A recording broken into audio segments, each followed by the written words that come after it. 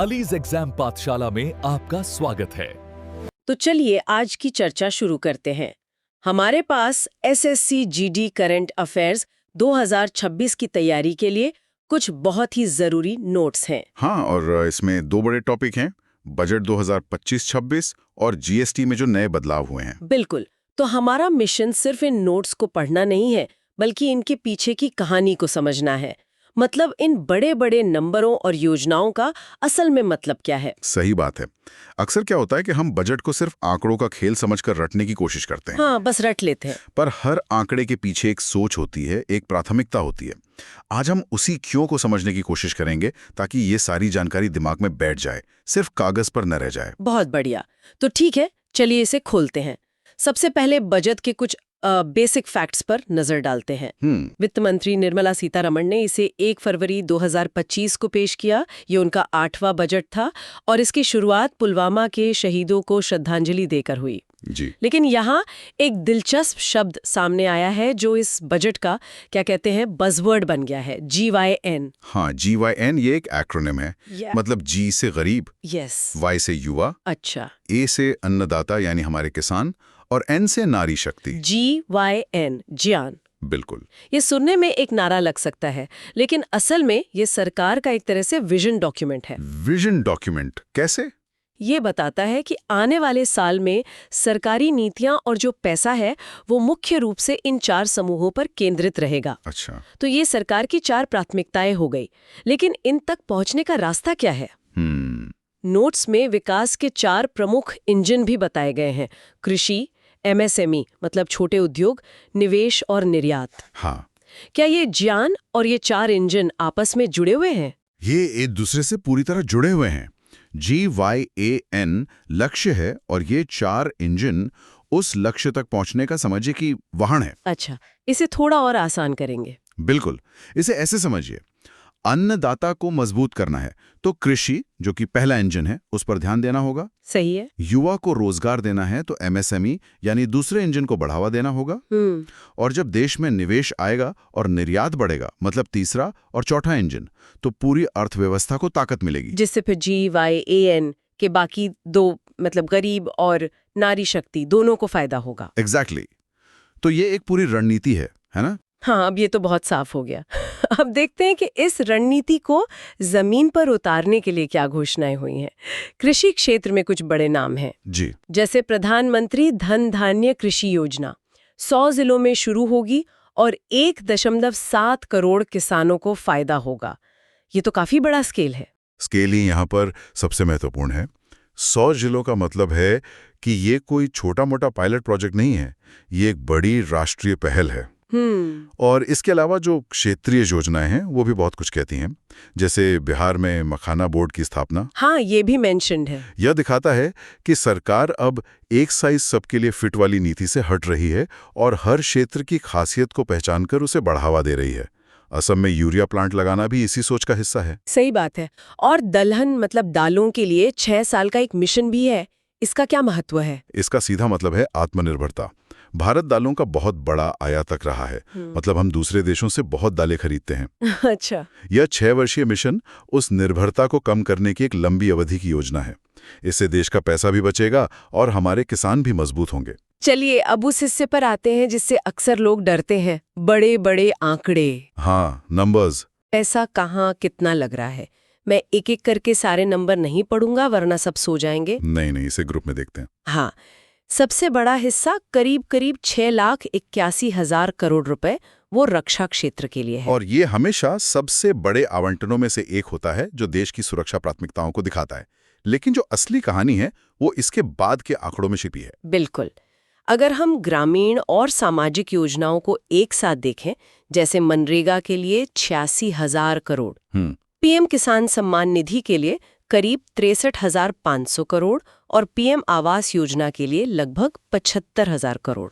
तो इन तीनों को मिलाकर ही 2.25 लाख करोड़ रुपए से ज्यादा सीधे ग्रामीण भारत में जा रहे हैं। सही पकड़ा।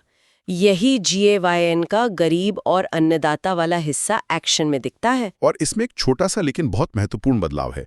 किसान क्रेडिट कार्ड यानी KCC की लोन सीमा को 3 लाख से बढ़ाकर 5 लाख कर दिया गया है। हाँ, ये मैंने भी नोटिस किया था। 2 लाख बढ़ाने से क्या बड़ा फर्क पड़ेगा? बहुत बड़ा। सोचिए, एक किसान पहले 3 लाख के लोन से शायद सिर्फ बीज, खाद और कीटनाशक का ही खर्च निकाल पाता था।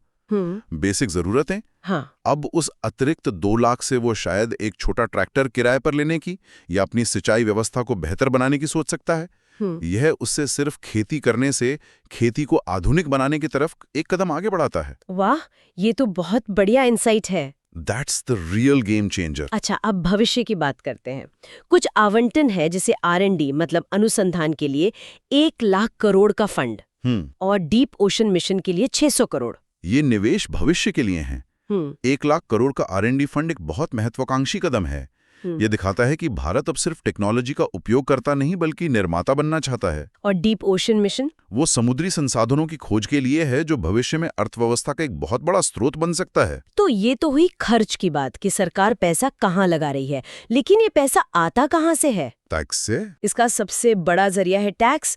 और यहीं पर इस साल का दूसरा सबसे बड़ा अपडेट आता है, जीएसटी में हुए बड़े बदलाव। हाँ, ये एक बहुत बड़ा सुधार है। 56वीं जीएसटी काउंसिल की बैठक में ये तय हुआ। इसे आसान भाषा में समझें तो सरकार ने टैक्स सिस्टम को और सरल बनाने की कोशिश की है। और बदलाव क्या है? नोट्स के मुताबिक 12% और 28% वाले स्लैब हटा दिए गए हैं। जी, अब मोटे तौर पर सिर्फ 2 स्लैब हैं, 5% और 18%। ये कारोबारियों के लिए बहुत बड़ी राहत है। सोचिए, पहले उन्हें कितनी कंफ्यूजन होती थी कि उनका प्रोडक्ट 12% में आएगा या 18% में। अब वो कंफ्यूजन कम होगी तो व्यापार करना आसान होगा। बिल्कुल, लेकिन इसका एक दूसरा पहलू भी है। वो क्या? जो चीजें पहले 12% टैक्स स्लैब में थीं, उनमें से कई अब 18% में आ सकती हैं, जिससे वे थोड़ी महंगी हो सकती हैं। तो इसका असर आम आदमी की जेब पर भी पड़ सकता है। अच्छा, ये भी एक पॉइंट है। और एक 40% की विशेष दर भी लगाई गई है तंबाकू, पान मसाला और महंगी गाड़ियों पर। इसे सिन टैक्स या डीमेरिट गुड्स पर टैक्स कहते हैं। इसका मकसद दोहरा होता है। एक तो इन हानिकारक चीजों के इस्तेमाल को कम करना, हतोत्साहित करना, और दूसरा, इनसे जो अतिरिक्त टैक्स आता है उसे सरकार स्वास्थ्य जैसी जरूरी योजनाओं में लगा सकती है। अच्छा, ये बात है। जीएसटी की बात हो रही है तो इसके इतिहास से जुड़े कुछ मजेदार फैक्ट्स भी हैं नोट्स में। हाँ हैं। जैसे दुनिया में सबसे पहले फ्रांस ने 1954 में जीएसटी लागू किया था और भारत का जो मॉडल है वो कनाडा पर आधारित है। जी, कनाडा का मॉडल इसलिए चुना गया क्योंकि कनाडा की तरह भारत भी एक संघीय देश है जहां केंद्र और राज्य दोनों की अपनी शक्तियां हैं। कनाडाई मॉडल में केंद्र और राज्य दोनों टैक्स लगाते हैं, जो हमारे सीजीएसटी और एसजीएसटी जैसा है। ये हमारे संघीय ढांचे के लिए सबसे उपयुक्त था। ये तो इंटरेस्टिंग है। अब जरा देश की आर्थिक सेहत पर नजर डालते हैं। कुछ बड़े आंकड़े दिए गए हैं। हाँ। जैसे जीडीपी वृद्धि का अनुमान 6.4% है और विदेशी मुद्रा भंडार $640 बिलियन से ज्यादा है।